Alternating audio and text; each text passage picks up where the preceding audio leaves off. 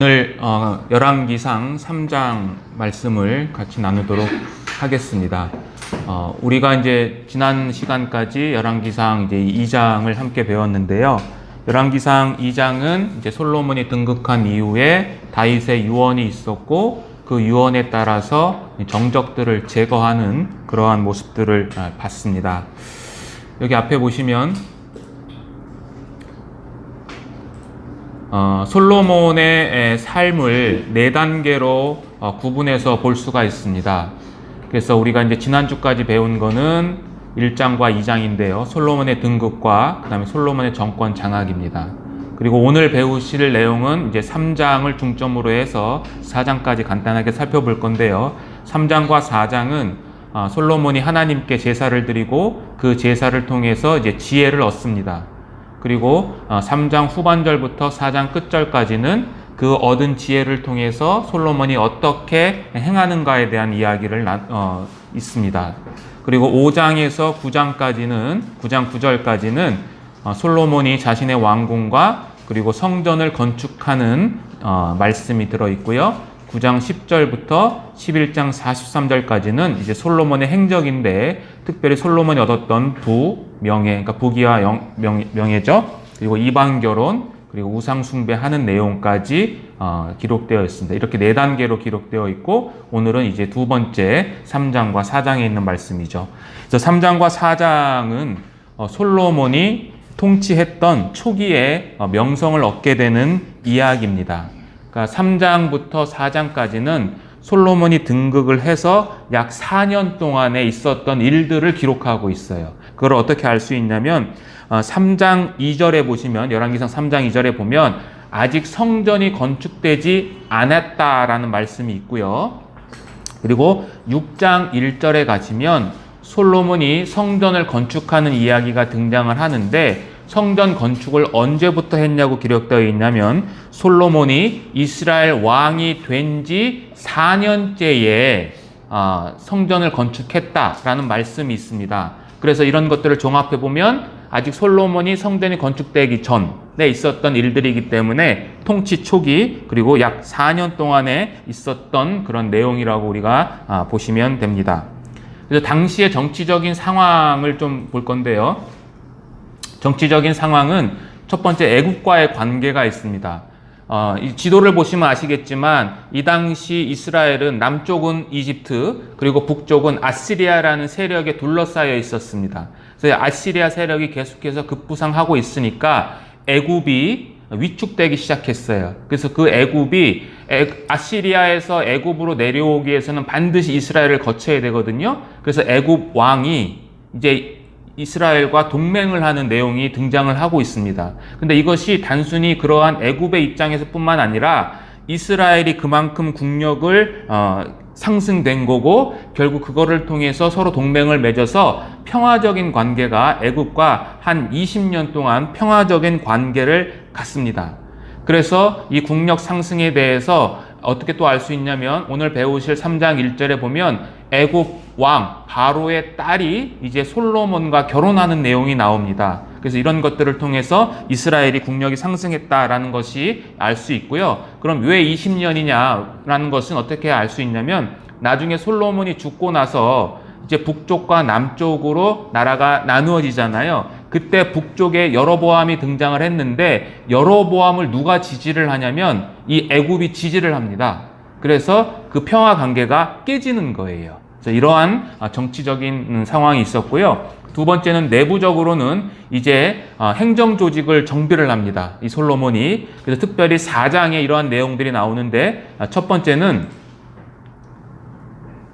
여기 보시는 것처럼 12개의 구역으로 조직을 합니다. 이스라엘을요. 그리고 각 구역에다가 지방 관장들을 두고 그들이 통치할 수 있게끔 합니다. 그리고 그 관장들은 1년에 한 번씩 세금을 징수해서 이제 솔로몬에게 바칩니다. 그리고 솔로몬은 그 세금을 통해서 그 다음에 자기와 함께한 신하, 그리고 특별히 4장 26절에서 27절에는 마병과 그 말들에 대한 숫자가 나오는데 그들을 다 먹여 살려야 되잖아요. 그것들을 전부 다 이 세금을 통해서 한 거예요. 그러니까 다윗 시대하고는 좀 다르죠. 다윗 시대는 정복을 통해서 이러한 모든 것들을 충족했다라고 한다면 솔로몬은 정복이 아니라 이제 내부적인 어떠한 이러한 세금들을 통해서 그 모든 것들을 충족한다는 거죠. 이것은 반증은 뭐냐? 이것에 대한 반증은 이제 솔로몬 시대는 다윗 시대처럼 전쟁의 시대가 아니라 솔로몬 시대는 이제 평화의 시대를 맞이했다라는 것을 알 수가 있어요. 그리고 인구가 굉장히 증가를 합니다. 그래서 이러한 애굽과의 관계, 그다음에 이러한 행정 조직을 정비하고 인구를 증가함에 따라서 이 국가의 어떤 힘이 점점점 세지다 보니까 필요한 게 뭐냐? 왕의 통치 능력이 요구가 되는 거예요. 왕이 그러면 이렇게 급부상하고 있는 나라를 어떻게 다스릴 것인가에 대한 내용이죠. 그런데 세상 통치자는 자신의 능력으로 그 국가를 이끌어 가지만 하나님의 나라인 대리 통치자로서의 솔로몬은 자신의 능력이 아니라 하늘로부터 오는 지혜, 다른 말로 하면 하늘에 속한 지혜에 따라서 그 나라를 다스려야 되고 그것이 절실히 요구되는 거죠.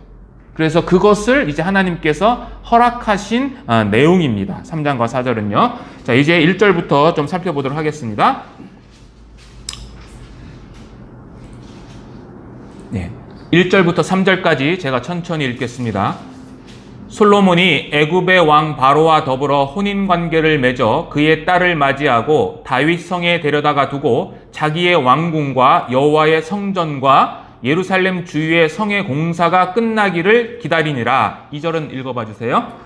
그때까지 여호와를 위하여 성전을 아직 건축하지 아니하였으므로 백성들이 산당에서 제사하며 솔로몬이 여호와를 사랑하고 그의 아버지 다윗의 법도를 행하였으나 산당에서 제사하며 분향하더라. 1절부터 3절은 이 서론에 대한 내용인데요. 여기에는 총 4가지의 내용이 언급되고 있습니다. 첫 번째는 애굽 공주와의 결혼이고요. 두 번째는 왕궁과 성전을 건축하는 내용, 그 다음에 산당에서 제사를 드린다는 내용, 그리고 마지막으로 여호와께 대한 솔로몬의 사랑 이야기가 기록되어 있는데 이 4가지의 내용은요, 솔로몬 삶 전체를 보여주는 결론적이면서도 서론에 해당해요. 이 1절에서 3절까지가. 그것들을 하나씩 살펴보려고 합니다. 특별히 여기 산당제사가 나오는데 산당제사가 이 1절에서 3절까지 2번 언급됩니다. 자, 2절에 보시면 2절 하반절에 보면 백성들이 산당에서 제사한다고 되어 있죠. 그죠? 그리고 3절에는 누가 산당에서 제사를 하냐면 솔로몬이 산당에서 제사를 한다라는 것을 통해서 이 산당 제사의 문제점을 한 번 더 짚고 넘어가는 거예요. 자, 그러면 우선 애굽과의 공주와의 결혼에 대해서 좀 보도록 하겠습니다. 자, 애굽 공주와의 결혼은요, 서두에서 말씀드린 것처럼 이건 애굽과의 동맹이면서 동시에 정략적인 결혼입니다. 그럼 솔로몬의 첫 번째 결혼은 아니에요. 이 애굽과의 공주가. 왜냐하면 이 예루살렘 통치 전에 이미 르호보암을 낳았어요. 그걸 어떻게 할 수 있냐면 솔로몬이 예루살렘을 통치를 시작한 때가 이제 40년을 통치를 하거든요. 예루살렘에서. 그런데 열왕기상 14장 21절에 가면 그의 아들인 르호보암이 41살에 이 예루살렘에서 왕이 돼요. 그러면 이미 이 예루살렘 통치 전에 르호보암은 우리나라식으로 하면 만 1세의 때의 나이였던 거예요. 그러니까 이미 솔로몬이 결혼을 했다라는 거죠. 그럼 이 결혼은 뭐냐? 여기 기록된 것처럼 정략적인 결혼인데 이것 때문에 사실은 솔로몬이 망하게 되는 결정적인 원인이 되는 거죠. 자, 그래서 보면 우리 성경에는 솔로몬이 애굽 왕 바로의 딸과 혼인 관계를 맺었다라는 표현을 합니다. 혼인 관계. 그런데 이것이 히브리어로는 사위가 되었다는 뜻이에요. 사위가 되다. 자, 여러분들 한번 뉘앙스를 한번 생각해 보세요. 솔로몬이 애굽 왕 바로와의 딸과 결혼했다라는 뉘앙스와 애굽 왕 바로의 사위가 되었다라는 뉘앙스는 전혀 다르죠. 예. 그러니까 이것은 뭐냐면 애굽 왕의 영향력이 솔로몬에게 있다라는 것을 보여주고 싶은 거예요. 특별히 이 히브리어로 된 이 핫한 사위를 맺다라는 이 단어는 구약 성경에서 굉장히 부정적인 의미를 갖고 있고요. 특별히 이방 결혼에 대한 경고를 할 때 이것을 사용합니다. 자, 신명기서 7장 한번 보시겠습니다. 7장.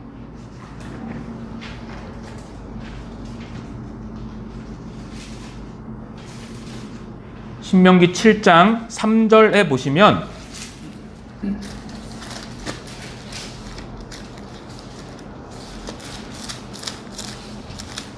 모세의 율법에 대한 기록인데요. 거기 보시면 또 그들과 혼인하지 말지니라고 되어 있죠. 여기서 혼인하지 말라라는 것이 바로 이 하탄이라는 이 단어입니다. 그러니까 그들의 사위가 되지 말라라는 뜻이에요.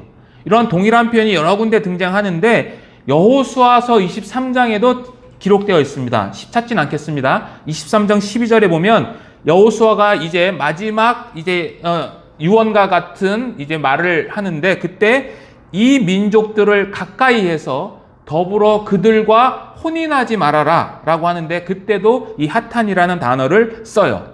그러니까 이 단어 자체가 굉장히 부정적인 의미를 담고 있는데 솔로몬이 그러한 행동을 지금 하고 있다라는 거죠. 더군다나 성경에서 애굽이라는 나라의 이미지가 어떻습니까? 긍정적이에요? 부정적이에요? 굉장히 부정적입니다. 그러니까 애굽은 이스라엘을 억압하는 상징이에요. 그래서 신명기 17장 16절에는 특별히 이스라엘의 왕은 애굽과의 교역도 하지 말아라 라는 이야기가 있을 만큼 애굽은 굉장히 부정적이에요. 그래서 본문에서는 이 열왕기상 3장 본문에서는 이 당시 애굽의 왕이 누구냐면 역사적으로 보면 정확하게 시아문이라는 이름을 가진 왕이에요. 그런데 그 시아문이라는 이름을 언급하지 않고 바로라는 단어를 써요. 바로. 그럼 이 바로라는 단어는 어디로 이어집니까? 바로 출애굽기에 있는 그 애굽 왕 바로, 이스라엘을 억압했던 그 바로와 연결되는 거예요. 그래서 이 애굽은 굉장히 부정적인 의미인데 그 부정적인 의미를 갖고 있는 애굽 그리고 바로의 사위가 되는 거죠. 이 솔로몬이. 그래서 이 애굽 왕이 이제 솔로몬과의 결혼을 할 때 지참금을 준비를 하는데 그것이 뭐냐면 게셀 땅을 줍니다. 여기 보시면 열왕기상 9장 6절에 보면 전에 애굽 왕 바로가 올라와서 게셀을 탈취하여 불사르고 그 성읍에 사는 가나안 사람을 죽이고 그 다음에 한번 같이 읽어볼까요? 그 성읍을 자기 딸 솔로몬의 아내에게 예물로 주었더니 솔로몬의 아내에게 예물로 주었어요. 이 게셀 땅을. 그러니까 게셀 땅에 원래 가나안 민족이 살고 있었는데 애굽 왕이 그것을 탈취를 해서 자기 딸이 시집 갈 때 지참금으로 준 거죠. 그런데 이 게셀이 어디에 있냐면 예루살렘 남쪽에서 약 30km 정도 떨어진 곳이에요. 다른 말로 얘기하면 굉장히 예루살렘과 가까운 곳에 위치해 있었던 거죠. 따라서 이 게셀을 탈취해서 죽이는 했지만 이 게셀 땅을 통해서 애굽 왕이 얼마든지 솔로몬에 대해서 실력 행사를 할 수 있는 그런 위치에 있는 땅이에요. 그래서 제가 여기에 애굽의 영향력을 받게 된 솔로몬이다라고 제가 이렇게 붙인 겁니다. 그래서 솔로몬이 이러한 영향 때문에 나중에 우상 숭배를 하는데 우상 숭배자로 변모하는데 가장 큰 영향을 준 자가 누구냐? 바로 이 애굽 왕 바로의 딸이에요.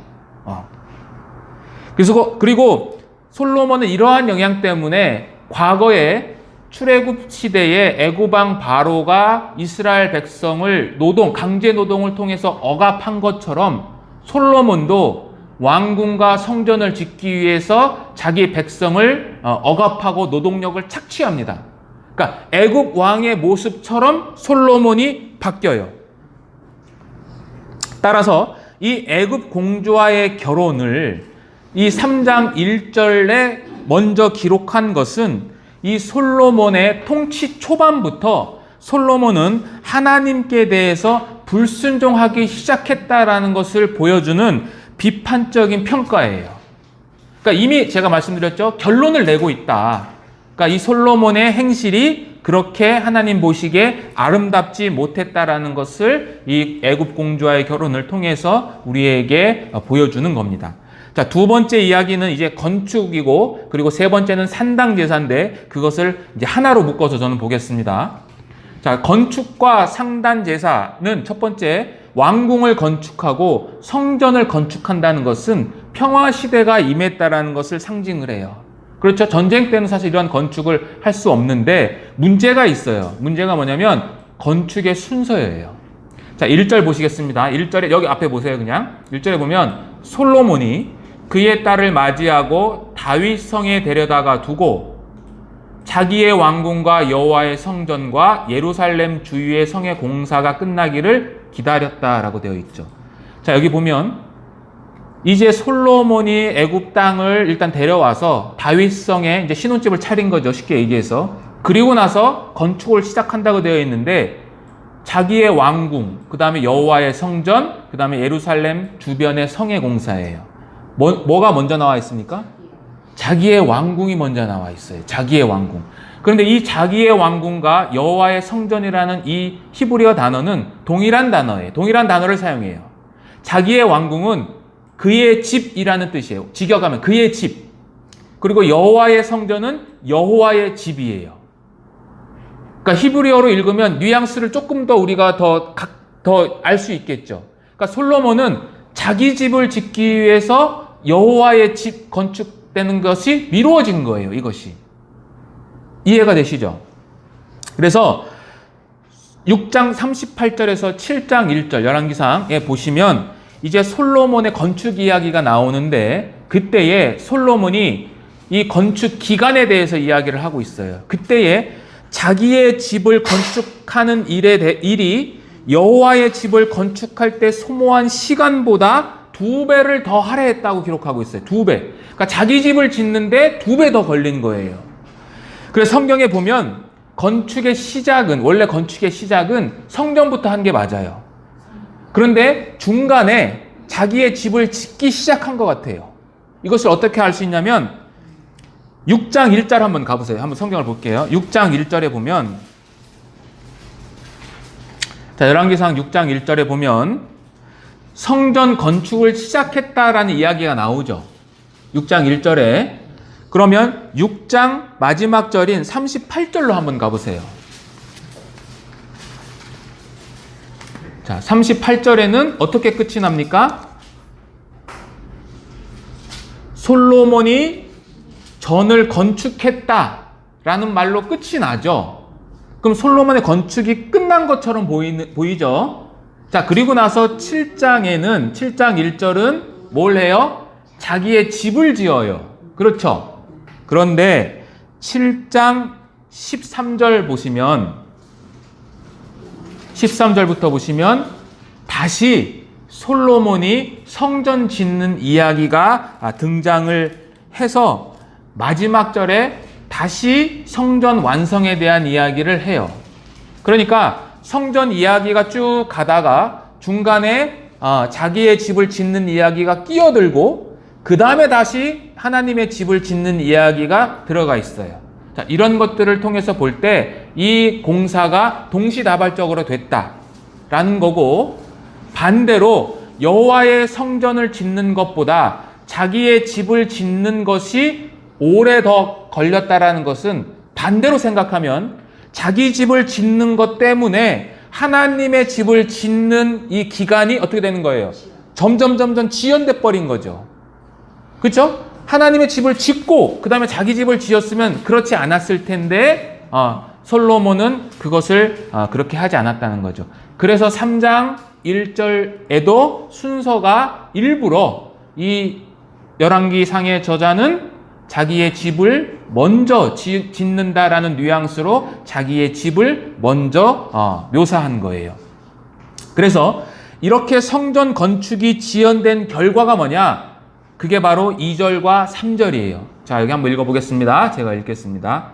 그때까지 여호와의 이름을 위하여 성전을 아직 건축하지 아니하였으므로 백성들이 산당에서 제사하며 그리고 솔로몬이 여호와를 사랑하고 그의 아버지 다윗의 법도를 행하였으나 산당에서 제사하며 분향하였더라.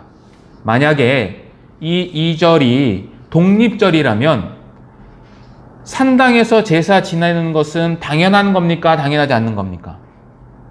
2절, 그러니까 이 성전을 건축하지 않았다라는 이 말이 만약에 독립적으로 되어 있다라면 아무 문제가 없어요. 그런데 이건 문제가 있는 거죠. 왜요?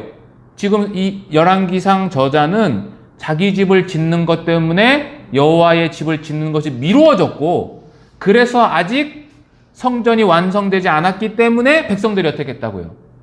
산당에서 제사를 지냈다라는 것을 알려주고 싶은 거예요, 이것이. 자, 그래서 이 산당이라는 것이 이제 성경에 많이 기록되어 있는데, 이 산당 제사가 물론 성전이 건축되지 않았다라면 산당에서 제사 지내는 것은 어떻게 보면 큰 문제가 아닐 수 있어요. 그렇죠? 그런데 성전이 완성된 이후에 산당 제사는 큰 문제예요. 왜 그럴까요? 왜 문제일까요? 이 산당 제사가요. 예? 우상숭배죠. 우상숭배. 근데 그것보다 선행되는 문제점이 있어요. 뭐냐면 신명기 12장에 기록된 율법을 대놓고 위반하는 거예요. 신명기 12장에는 어떠한 내용이 있냐면, 신명기 12장은 신명기 법전이라고 하는 모세의 율법의 첫 번째 장이에요. 거기에서 뭐라고 하냐면 하나님께서 성소를 단일화시켜요. 그러니까 한 곳에서 예배를 드리라 라고 명령을 하세요. 신명기서 12장에 보면 이것은 신명기서 6장 4절에 기록된 쉐마라고 우리가 알고 있는 들으라 이스라엘아, 너희 하나님은 유일하신 하나님이다 라는 그 쉐마의 선포를 이제 첫 번째로 적용하는 거예요. 유일하신 하나님이기 때문에 한 곳에서 예배를 드려라, 한 곳에서 제사를 드려라. 그래서 중앙성소 단일화라는 법을 제정을 하세요. 그래서 이 솔로몬의 성전, 그러니까 성전이죠. 성전이 건축됐음에도 불구하고 산당에서 제사를 하는 것은 가장 큰 문제점이 뭐냐? 바로 이 중앙성소 단일화를 범하는 죄예요, 이게. 그리고 우상숭배는 그 다음 문제예요. 그러니까 산당에서 제사를 한다는 것은 이 두 가지 법을 정면으로 도전하는 죄인 거죠. 그러니까 하나님께서 이 산당 제사를 계속해서 문제 삼으시고 그것을 하지 말라고 하는 것들이 바로 이러한 이유예요. 근데 그들을 보세요. 산당에서 누구를 위해서 제사를 지내요? 이스라엘 백성들이. 물론 바알을 위해서 제사도 지내지만 초반에는 하나님을 위해서 제사를 지냅니다.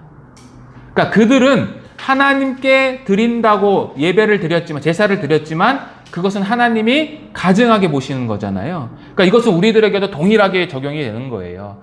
우리가 하나님께 예배 드리는 것이 마땅하지만 하나님이 정하신 그 방법대로 우리가 예배를 드리지 않으면 우리가 볼 때는 거룩한 예배인데 하나님이 볼 때는 거룩하지 않는, 오히려 하나님을 정면으로 대적하는 예배가 될 수 있다는 것을 이 성경을 통해서 알 수 있어요.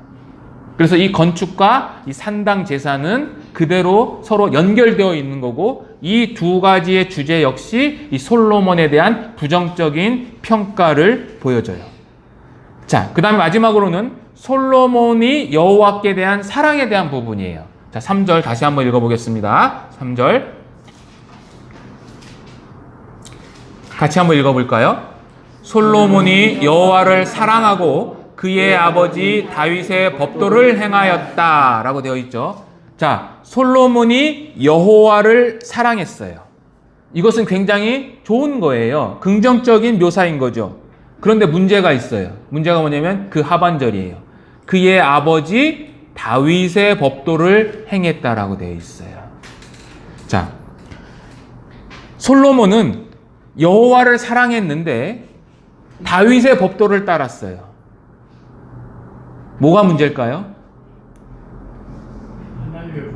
예, 여호와의 법도를 따라야 돼요. 사실 구약 성경에서 다윗의 법도라는 이 용어는 이곳밖에 안 나와요.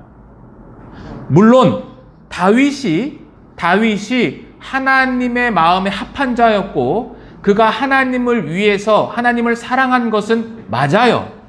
그러나 다윗은 우리가 배워온 것처럼 하나님 앞에 완전한 자가 아니었어요. 오히려 자신의 죄를 감추고 자신의 죄를 감추기 위해서 더 큰 죄를 지은 자예요. 그러므로 다윗의 법도를 따랐다는 것은 하나님 편에서 볼 때는 불완전한 순종이에요. 그러니까 솔로몬이 다윗의 법도를 따라야 되는 것이 아니라 여호와의 법도를 따라야 되는 거였죠. 그래서 나중에 왕들을 평가할 때 하나님께서는 다윗의 법도에 따라서 평가하지 않아요. 여호와의 법도를 지켰냐 지키지 않았냐에 따라서 평가를 하세요. 그 첫 번째 평가 인물이 바로 솔로몬이에요. 솔로몬 열왕기상 11장 한번 보시겠어요? 11장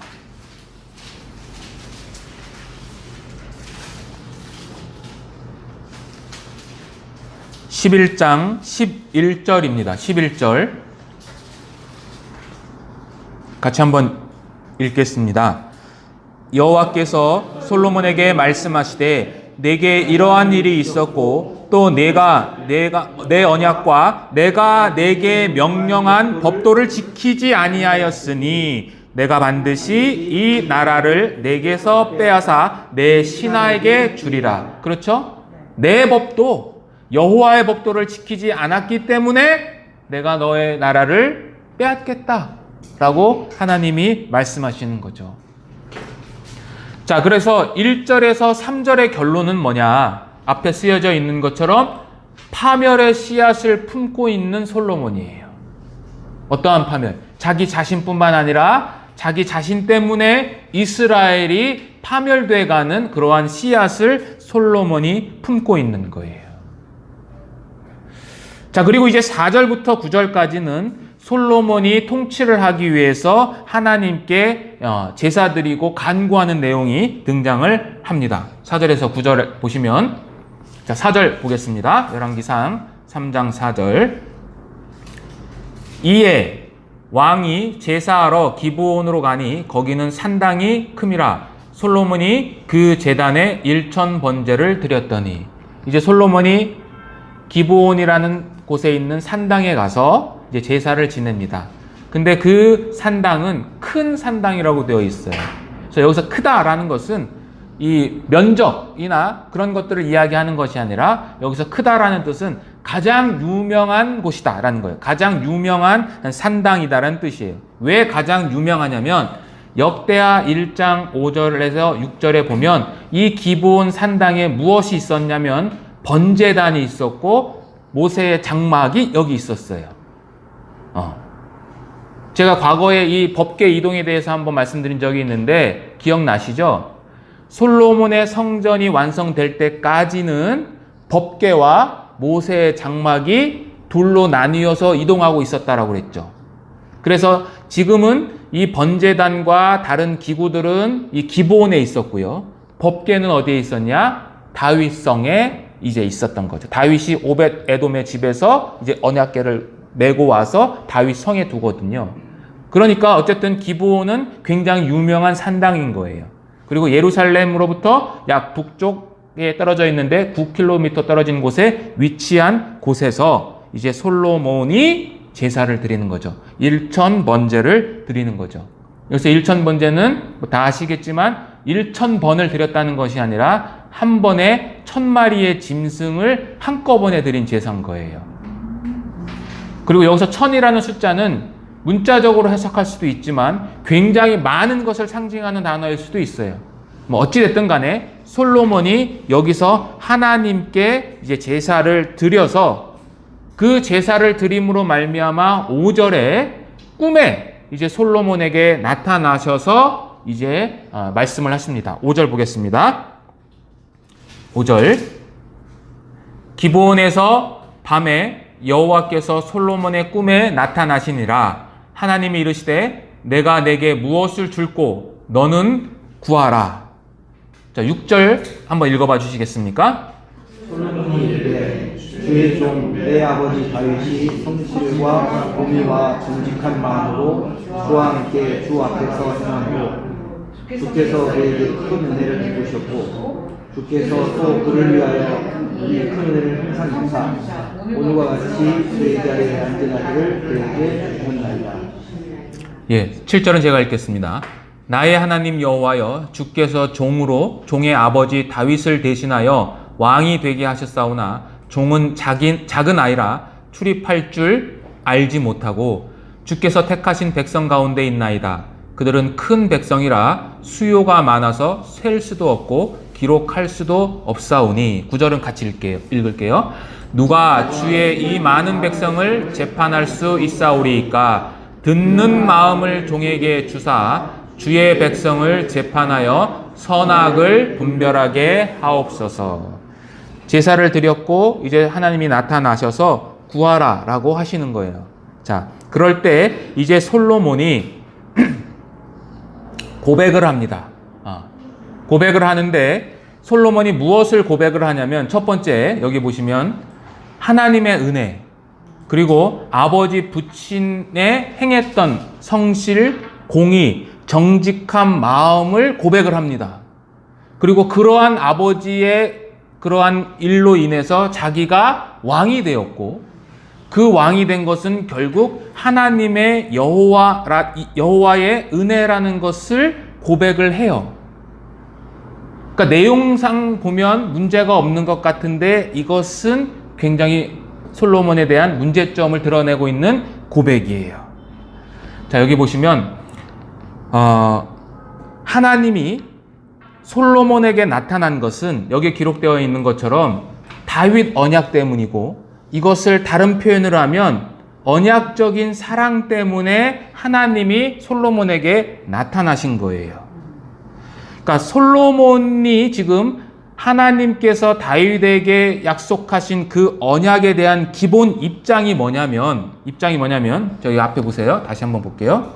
성경을 천천히 한번 보겠습니다. 여기 보시면 솔로몬이 이르되 주의 종 내 아버지 다윗이 성실과 공의와 정직한 마음으로 주와 함께 주 앞에서 행함으로 주께서 그에게 큰 은혜를 베푸셨다라고 되어 있죠. 그러니까 솔로몬이 지금 생각하는 이 하나님에 대한 언약의 입장은 뭐예요? 다윗이 어떻게 했기 때문에?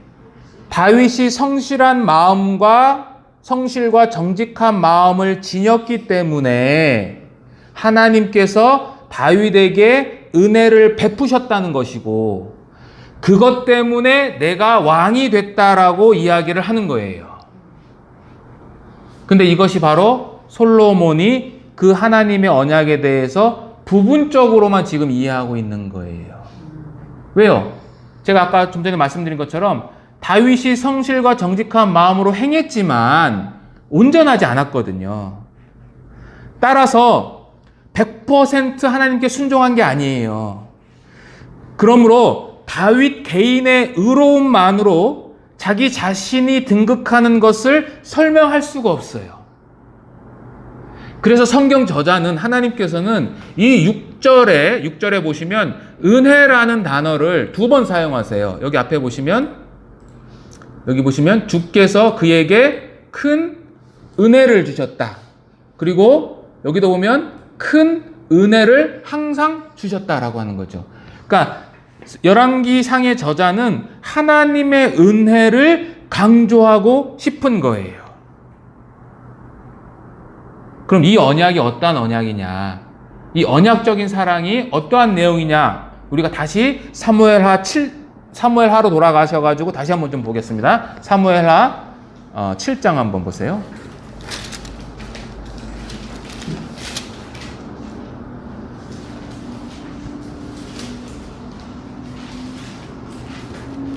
(7장) 13절 한번 보세요. 다윗의 언약이죠. 하나님께서 주신. 자, 13절부터 15절까지 천천히 한번 같이 읽어보겠습니다.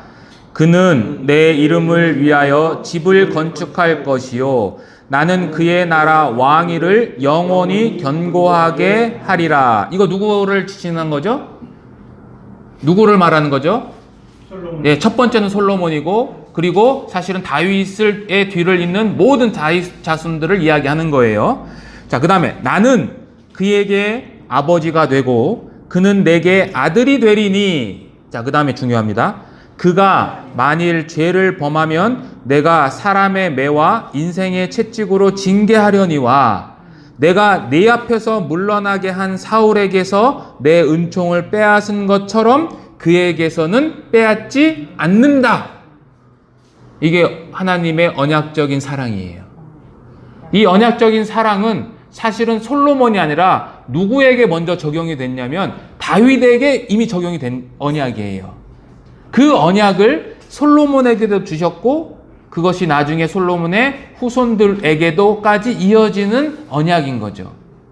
그래서 이 솔로몬이 하나님께 이 지혜를 구할 때에 생각했던 그 언약은 부분적으로 이해가 부족한 언약에 대한 이해였음에도 불구하고 하나님은 자신의 언약을 지키기 위해서 솔로몬을 왕으로 등극해 주신 거죠.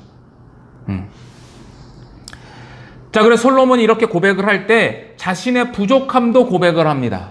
7절에 보면 자신을 종이라고 표현을 하고 그리고 작은 아이입니다 라고 이야기를 하면서 내가 출입할 줄 모릅니다 라고 이야기를 해요. 작은 아들이란 뜻이 정말 나이가 어리다 이런 뜻이 아니죠.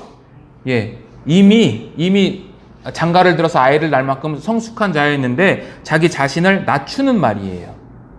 그리고 여기서 출입할 줄 모른다라는 이 뜻은 뭐냐면 유대 관용어로서 통치자가 리더십 기술을 가리킬 때 하는 용어예요. 그래서 민수기에도 보면 그로 그들 앞에 출입하며 그들을 인도하여 출입하게 하사라는 그런 말들이 있어요. 그러니까 이런 출입한다는 것은 리더십을 아직 할 줄 모릅니다. 다른 말로 얘기해서 내가 아직 왕의 자격으로서의 능력이 온전하지 않습니다 라고 이야기를 하면서 9절 상반절에 보면 청지기적인 고백도 해요. 보시면 누가 주의 이 많은 백성을 재판할 수 있습니까? 내 백성이 아니고 주님의 백성, 그리고 많은 이 주님의 백성을 재판할 수 없습니다 라고 하면서 이제 구하는 거죠. 그게 9절 하반절이에요. 뭘 달라고 그러죠? 듣는 마음. 개역 한글에는 지혜라고 되어 있지만 개역 개정은 듣는 마음이고 듣는 마음이 더 원문에 가까운 해석이에요. 듣는 마음을 종에게 주사 주의 백성을 재판하여 선악을 분별하게 하옵소서라고 합니다. 그래서 제가 여기 듣는 마음을 히브리어로 써왔는데 직역을 하면 듣는 심장이에요. 듣는 마음이. 근데 이 듣는 마음이라는 이 단어는 순종하는 마음과 동일한 단어예요. 이게. 그러니까 같은 단어를 어떨 때는 듣는 마음으로도 번역하고 또 어떨 때는 순종하는 마음으로도 번역을 해요. 왜냐하면 듣는다, 듣다라는 이 히브리어 동사가 순종한다라는 뜻을 갖고 있거든요. 그러니까 듣는 마음은 뭐냐? 순종하는 마음이에요. 그래서 이것을 간구해요. 그리고 이 성경은 듣는 마음에 대해서 이렇게 세 가지로 더 세세하게 이야기를 합니다. 첫 번째는 선악을 분별하는 마음이 듣는 마음이에요. 본문에서는요. 그리고 11절에 보면 송사를 분별하는 마음이 듣는 마음이에요. 그리고 마지막으로 12절에 지혜롭고 총명한 마음이 듣는 마음이에요. 그래서 이 듣는 마음을 굉장히 강조를 해요. 듣는 마음. 그래서 이 듣는 마음의 첫 번째 사례로서 이 창기의 재판을 할 때 이 듣는 것에 대해서 반복해서 이야기를 합니다. 자, 17절에 보면, 자, 열왕기상 3장 17절 한번 가보세요. 17절에 보면, 한 여자는 말하되라는 구절이 있죠. 한 여자는 말하되. 그 다음에 22절 가보세요. 22절. 그 다음에 거기도 다른 여자는 이르되. 그러니까 두 여자가 말을 했어요. 그쵸? 말을 했고 23절 보세요. 23절. 거기 보시면 왕이 이르되 이 여자는 말하기를, 그리고 그 또 뒤에 가면은 저 여자는 말하기를 하면서 판결을 하잖아요. 그러니까 이 듣는 마음을 받은 솔로몬이 어떻게 이 듣는 마음을 활용해서 재판을 하고 있는가에 대해서 이야기를 하는 거죠. 그리고 이 듣는 마음은 결국 솔로몬 자신이 아니라 타인을 위한 능력인 거죠. 이 듣는 마음.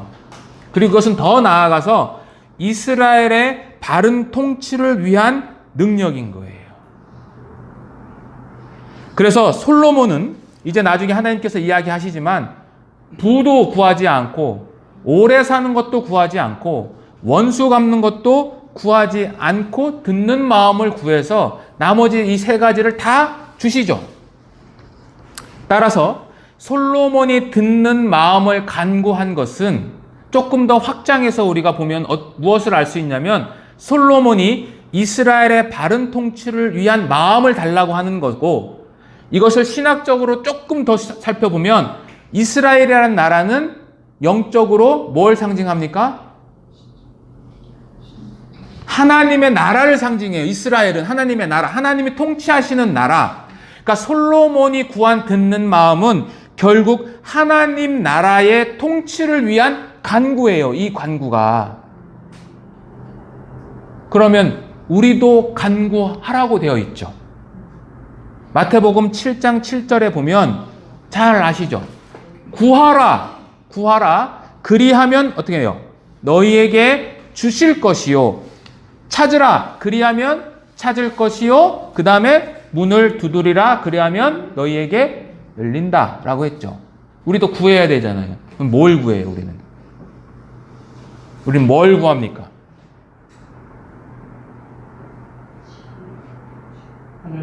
예. 마태복음 6장 33절 찾지 않겠습니다. 다 알아요. 그런즉 너희는 먼저 그의 나라와 그의 의를 구하라. 그 다음에 뭐예요? 그리하면 이 모든 것을 너희에게 더하시리라. 솔로몬의 기도와 똑같죠.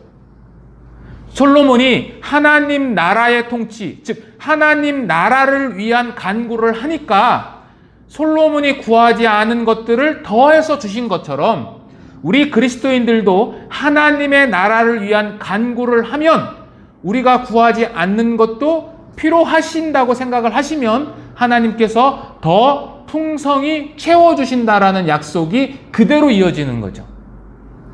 자, 이런 것들을 통해서 우리의 기도의 포커스가 어디에 맞춰져야 되는지를 이 솔로몬의 말씀, 솔로몬에 대한 말씀과 마태복음에 기록한 주님이 직접 하신 말씀을 통해서 알 수 있는 거죠. 자, 이렇게 솔로몬이 간구를 하니까 이제 10절에서 14절까지는 하나님이 응답하시는 내용입니다. 자, 10절 보시겠습니다. 열왕기상 3장 10절. 솔로몬이 이것을 구하매 그 말씀이 주의 마음에 든지라. 이에 하나님이 그에게 이르시되 내가 이것을 구하도다. 자기를 위하여 장수하기를 구하지도 아니하며 부도 구하지 아니하며 자기 원수의 생명을 멸하기도 구하지 아니하고 오직 송사를 듣고 분별하는 지혜를 구하였으니 내가 내 말대로 하여 내게 지혜롭고 총명한 마음을 주노니 내 앞에도 너와 같은 자가 없었거니와 내 뒤에도 너와 같은 자가 일어남이 없으리라.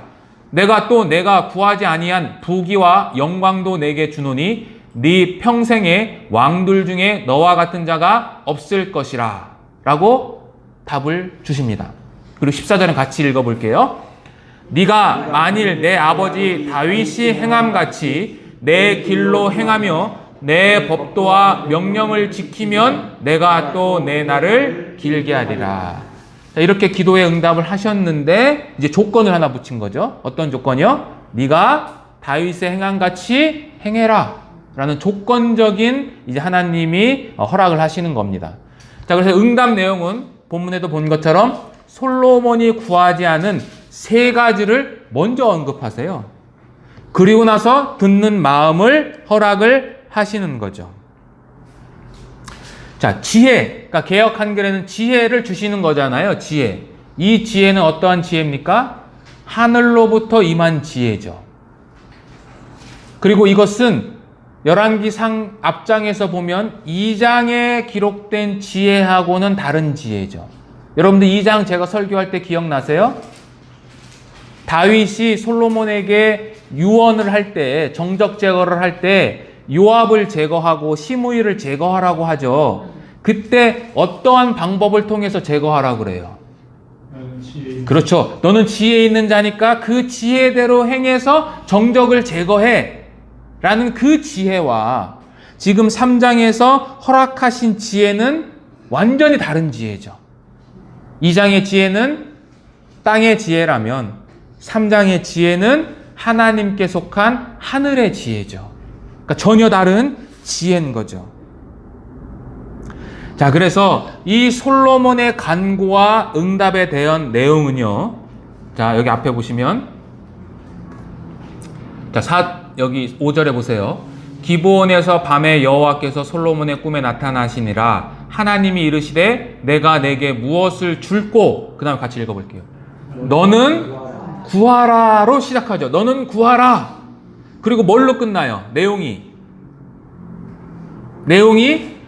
너는 구하라로 시작해서 구하지 않은 풍성한 축복으로 마무리되는 거예요. 이 기도의 내용 전체가.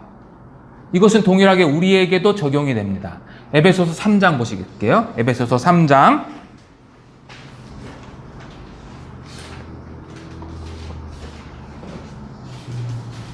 신약성경 에베소서 3장 20절입니다.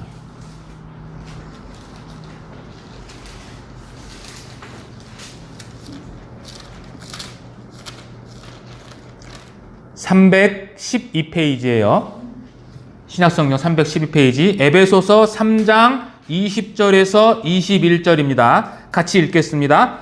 우리 가운데서 역사하시는 능력대로 우리가 구하거나 생각하는 모든 것에 더 넘치도록 능히 하실 이에게 교회 안에서와 그리스도 예수 안에서 영광이 대대로 영원 무궁하기를 원하노라. 아멘. 그대로 적용이 되죠. 우리 가운데 역사하시는 그 능력이 우리가 구하거나 또는 구하지 않고 생각하는 것, 그 모든 것에 더 넘치도록, 그 다음에 하실 이에게가 아니라 어떤 이에게? 능히 하실 이에게. 계속해서 강조하잖아요. 더 넘치도록, 그리고 능히 하실 이가 우리에게 있다 라는 것을 이 바울은 우리에게 권면을 하고 있거든요. 그러니까 우리가 간구하는 이 모든 것들이 하나님의 마음에 합한 기도가 된다라면 우리가 전혀 미처 생각하지 못한 것까지 하나님께서 우리에게 풍성히 채워주신다라는 이 약속이 성경 안에 있다라는 겁니다. 자, 어쨌든 이러한 하나님이 응답을 주시면서 제가 14절에 말씀드린 것처럼 조건을 거시는 거죠. 하나님 조건을 거세요. 조건은 여호와의 언약을 준수한 다윗의 모범을 따라라 라고 하면서 내 법도와 명령을 지켜라 라고 이야기를 해요. 그리고 이 내 법도와 명령을 지키라는 것은 이제 나중에 솔로몬에게 하나님께서 또 나타나시는데 나타나실 때마다 반복적으로 하신 말씀이에요. 내 법도와 명령을 지켜라. 내 법도와 명령을 지켜라. 라는 것을 응답의 조건으로 주시는 거죠. 자, 그런데 한번 생각해 볼게요.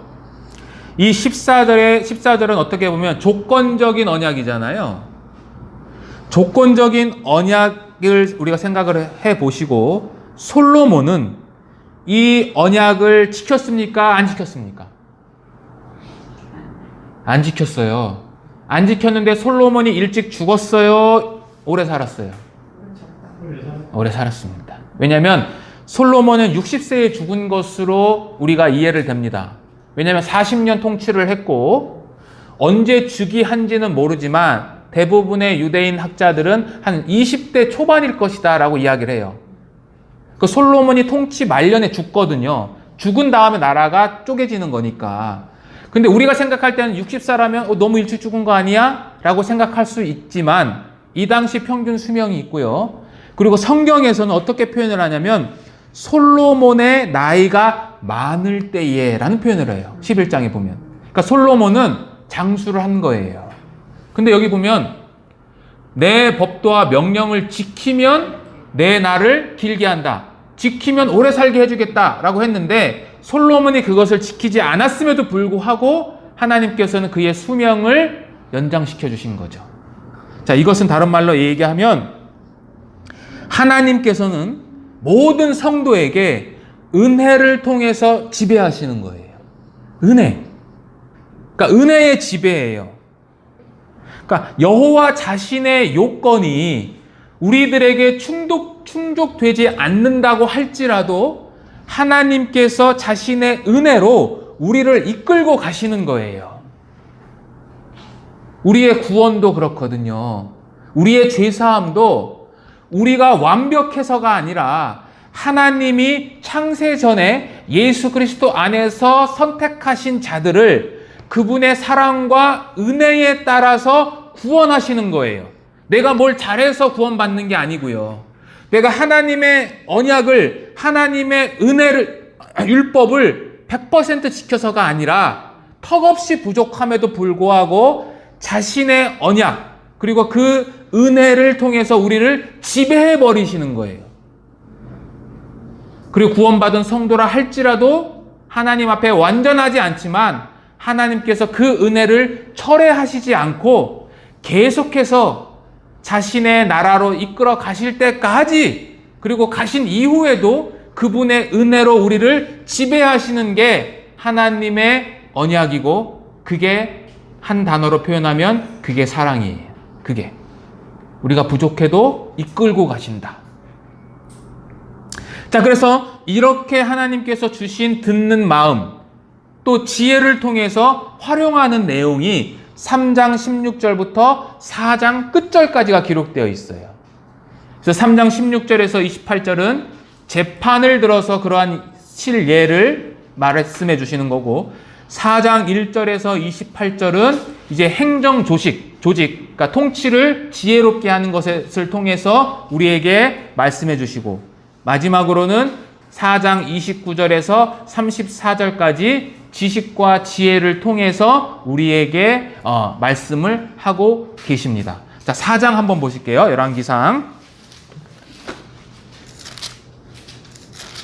나중에 4장을 한번 전체 1절부터 끝까지 한번 쭉 읽어보시면서 하나님께서 주신 지혜로 인해서 이렇게 솔로몬이 영광을 얻었구나 라는 것을 한번 인식해 보시고요. 4장 끝절만 보겠습니다. 끝절 34절 같이 한번 읽어볼까요? 모든 민족 중에서 솔로몬의 지혜의 소문을 들은 천하 모든 왕 중에서 그 지혜를 들으러 왔다.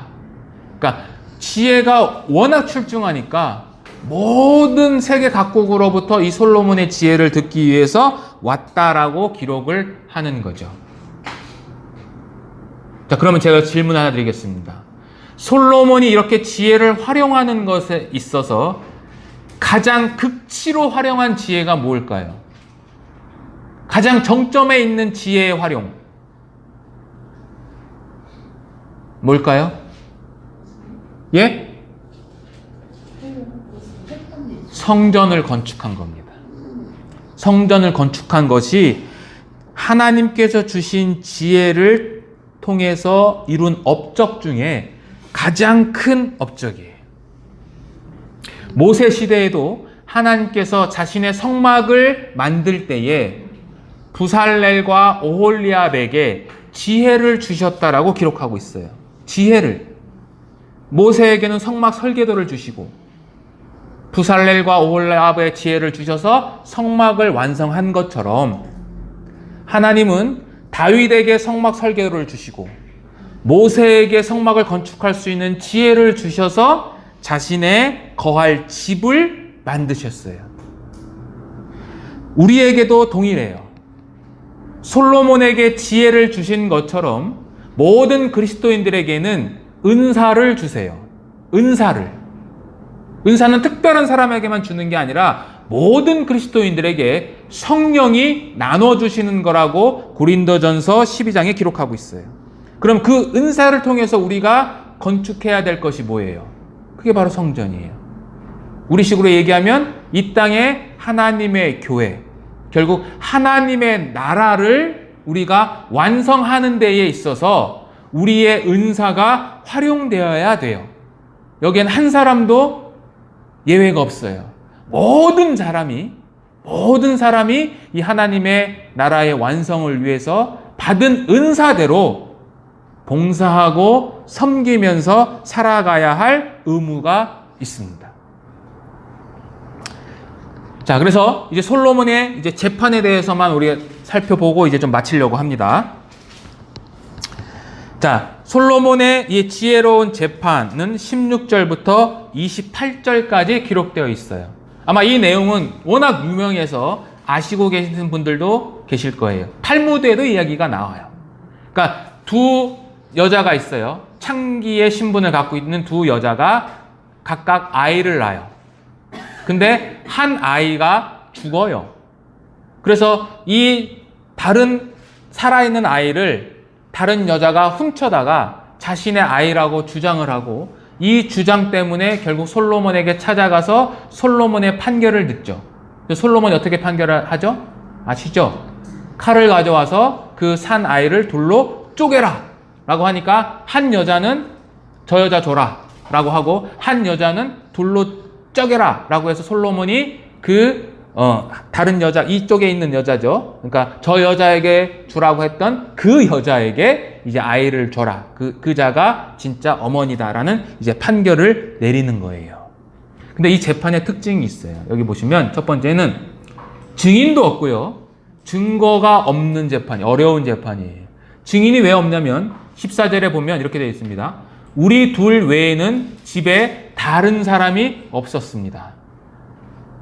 창기죠. 그러니까 조금 약간 거칠게 표현하면 손님도 없는 거죠. 지금 딱 둘이만 있는 거예요. 그러니까 증인이 없어요.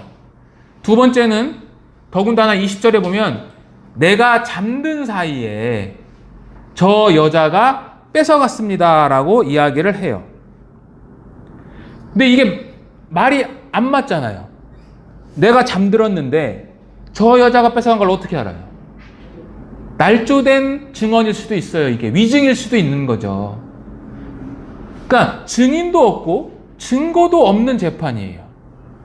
오늘날 현대 법정에서 증인도 없고 증거가 없는 법정이 되면 대부분 어떻게 될 것 같습니까? 기각되지 않을까요? 증인도 없고 증거도 없는 재판은. 근데 솔로몬은 이 재판을 명확하게 판결을 합니다. 그래서 재판의 특징은 증인도 없고 증거도 없는 어려운 재판이에요. 근데 잠언 16장 10절에 보면 이런 말씀이 있어요. 하나님의 말씀이 왕의 입술에 있은 즉 재판할 때에 그 입이 그르치지 않는다. 그러니까 올바르게 판단한다라는 말씀이 있어요. 그러니까 그러한 어떤 표본을 보여주는 것도 있는 거죠. 자, 어쨌든 이러한 어려운 재판이고, 그리고 이 재판은 솔로몬의 통치가 지금 어디까지 미치고 있는지 그 범위를 알려주는 재판이에요. 왜냐하면 이 소송하는 이 두 당사자가 신분이 뭐예요? 창기예요. 창기. 지금도 사실은 이렇게 지금 뭐 직업에 귀천이 없다고 하지만 그래도 이런 부류의 직업을 가지고 있는 사람들은 좀 그렇지 않습니까? 더군다나 이 당시 3000년 전에, 그죠? 이 창기라는 신분은 사회 맨 밑바닥에 있는 완전히 소외된 계층이에요. 근데 그 계층에 있는 자들, 더군다나 여자가 한 나라의 왕에게 와서 재판을 해달라고 한다. 그리고 그것을 들어준다. 라고 하는 것은 이 솔로몬의 통치 범위가 그만큼 사회 저변 깊숙이까지 이루어지고 있다는 것을 보여주고 있어요. 그래서 이 16절에서 28절에 보면 이름이 등장하지 않아요. 그냥 여자, 그 다음에 창기, 그 다음에 왕이라는 단어만 등장을 해요. 이것을 통해서 신분적인 차이가 있다라는 것을 보여주는 거예요.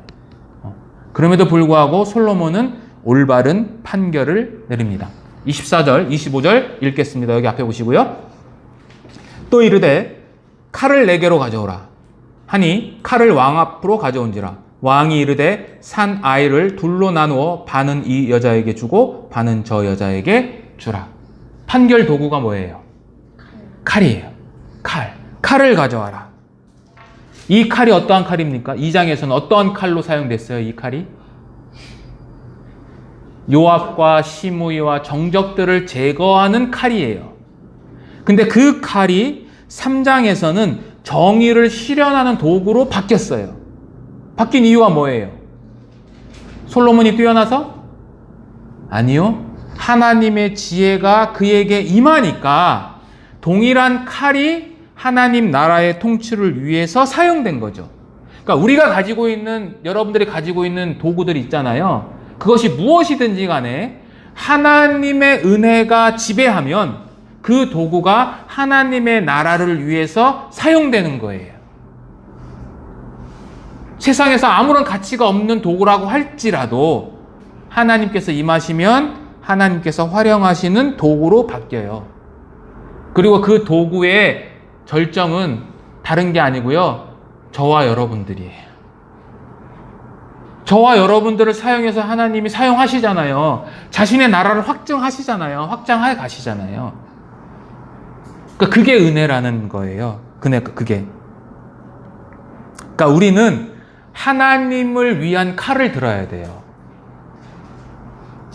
아브라함이 칼을 들었죠. 언제 칼을 들었습니까? 그렇죠. 이삭 바칠 때. 이삭 바칠 때 칼을 들었어요. 내 사랑하는 독자 이삭을 바쳐라 라는 그 명령에 칼을 들었어요. 100세에 낳은 아이예요. 하나님 편에서 볼 때는 언약 자손이에요. 하나님이 약속하신 그 자녀를 죽이라고 했는데 칼을 들었고 결국 아브라함은 그 사건으로 인해서 믿음의 조상이 되는 거죠. 근데 반면에 이삭은 어떤지 아세요? 이삭은 말년에 눈이 어두워서 자신이 먹고 싶은 별미 때문에 자기의 아내와 아들들에게 칼을 손에 쥐어줘요. 그죠? 그래서 그 칼을 가지고 별미를 만들어서 속이잖아요. 짐승을 잡아서. 결국 어떻게 돼요? 이삭 밑에 야곱은 멀리 쫓겨가는 도망 신세가 되는 거잖아요. 우리는 어떤 칼을 들어야 돼요? 하나님을 위한 칼이죠. 나를 위한 칼이 아니라 하나님의 영광을 위한 그 칼을 들어야 되는 거죠. 자, 이렇게 판결을 선언을 하고 이제 판결을 했습니다. 결과는 공정한 재판으로 문제가 다 해결됐어요. 그리고 해결이 되니까 28절에 보면 같이 한번 읽어보겠습니다. 온 이스라엘이 왕이 심리하여 판결함을 듣고 왕을 두려워하였으니 이는 하나님의 지혜가 그의 속에 있어 판결함을 봅니다라. 그러니까 그의 판결을 듣고 온 백성이 왕을 두려워했어요. 왜냐하면 하나님의 지혜가 그 속에 있는 것을 봤거든요. 그래서 솔로몬은 공평과 정의의 통치자가 됐어요. 공평과 정의를 행하는 것은 왕의 주요 임무 중에 하나예요.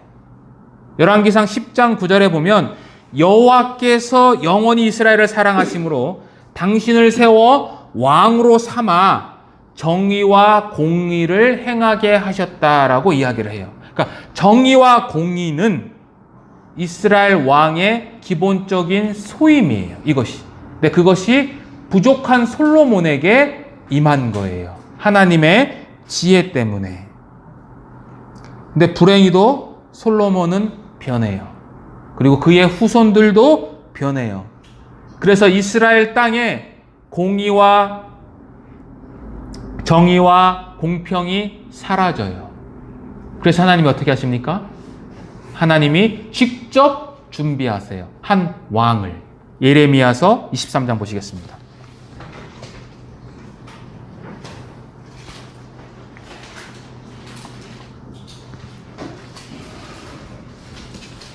예레미야 23장 5절입니다. 구약 성경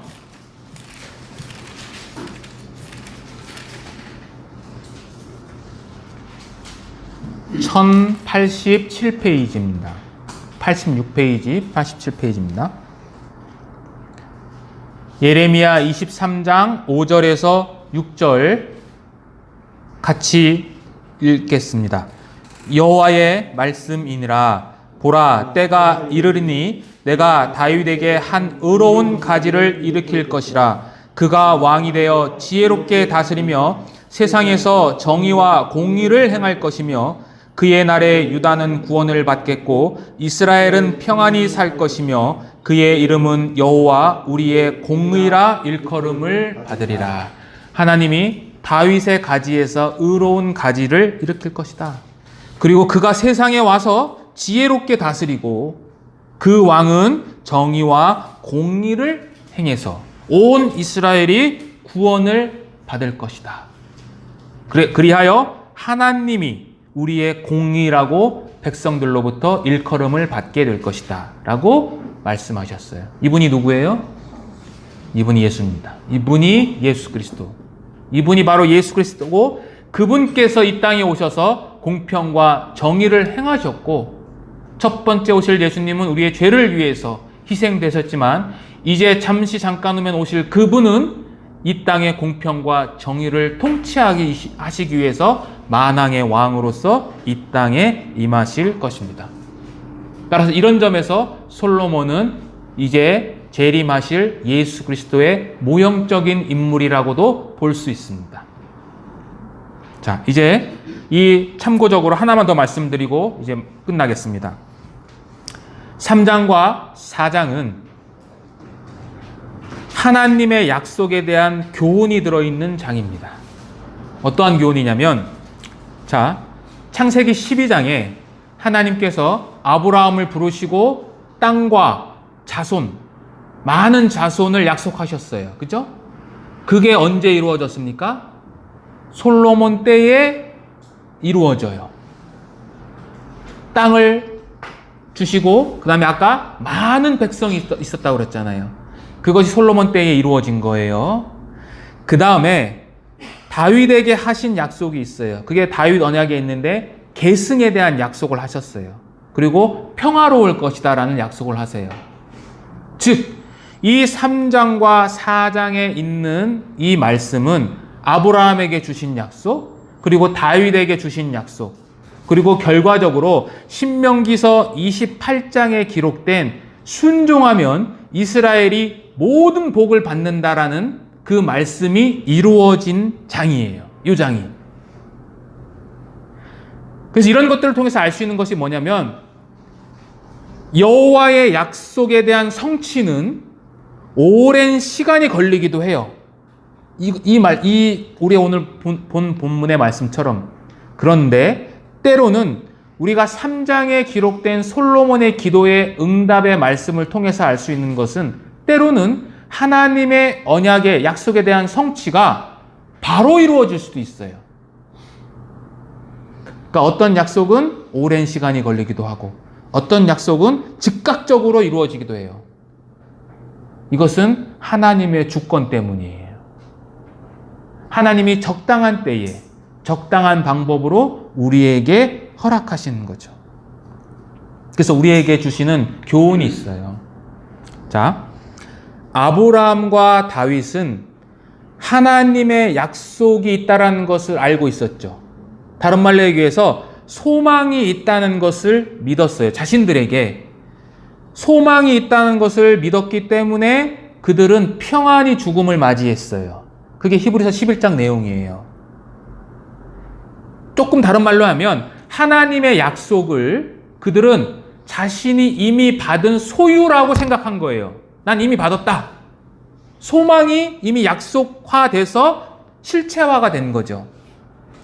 반면에 솔로몬은 하나님이 주신 지혜를 자신이 살아있는 동안에 누리면서 솔로몬은 하나님의 소망을 누렸어요. 차이점이 있어요. 그래서 동일하게 여기에 계신 모든 그리스도인들은 하나님의 말씀인 성경을 믿는 믿음을 통해서 지금 현재 뿐만 아니라 미래의 소망을 누릴 수 있는 자격이 있어요.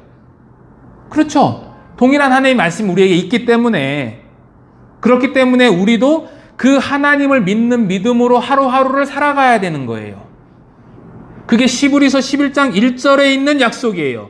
믿음은 바라는 것들의 뭐예요? 실상이요. 보이지 않는 것들의 증거라고 했거든요. 그러니까 우리에게 요구되는 것은 믿음, 그리고 그로 인한 소망, 그리고 이 삶에서의 하나님의 은혜를 누리는 거예요. 그래서 토저라는 분은 이렇게 이야기를 했어요. 제가 적어왔는데요.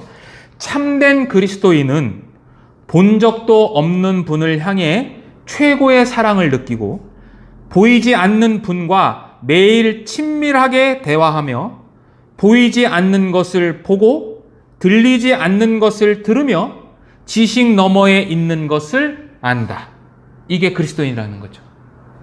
그러니까 우리들도 이러한 하나님의 약속, 그리고 약속을 이루시는 하나님의 신실하심을 믿고 이 남아있는 인생 가운데에서 더욱더 하나님을 알아가며 그 하나님의 알을 통해서 이 땅에서 그 진정한 은혜가 또 하나님의 통치가 이루어지는 삶을 누려야 된다라는 거죠. 기도하고 마치겠습니다.